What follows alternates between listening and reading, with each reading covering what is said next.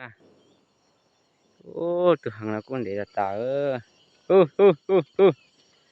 Tả trong chia nè. Phá năng của trôn của xa cho một pu cho xin đầu à. Bố hông. Bố hông. Con để là tả tả trong chia chế cúi đòn đầu. Bố hông.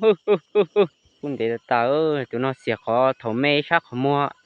Số chỉ bé sắc khó xỉa sắc khó mua. Đó sẽ khó mua mà khá là tả tụi nó. Xỉa sắc khó mua nè. Cũng để là tà ý đòn đầu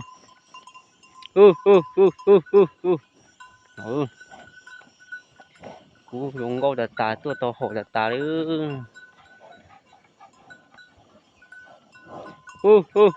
chứ tụi nó tụi này bé giờ tụi cú tụi giống cơ thế tụi nó là để cú lụt cháu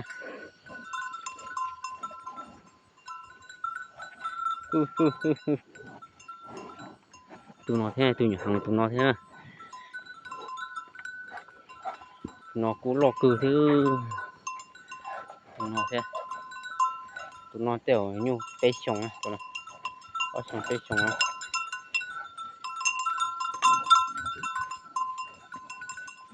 mua chỉ tà nó ha chúng nó chỉ cột bé tươi từ hàng này nó từ mỏ nó xa từ mỏ nó để nó cú rong nó xa cú để là tà đi đòn đầu này tà kia là xong chế tiểu đòn đầu giờ ở chỗ đỏ này cú to hậu là tà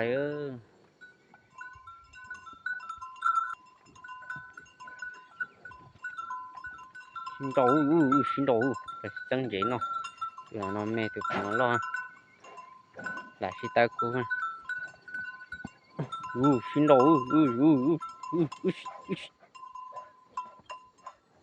xin đầu cú kia cú từ nói mẹ cho là khi ta cú ha cú thọ cú đi đâu cú ok khi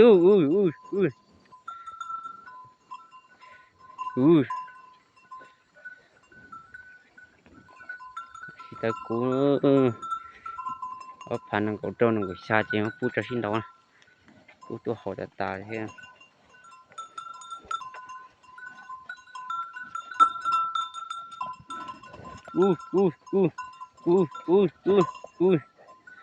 tụi nó mẹ hay là khi ta cú thằng đầu chết chỉ nhóc tụi nó lo rồi có cú là tụi nó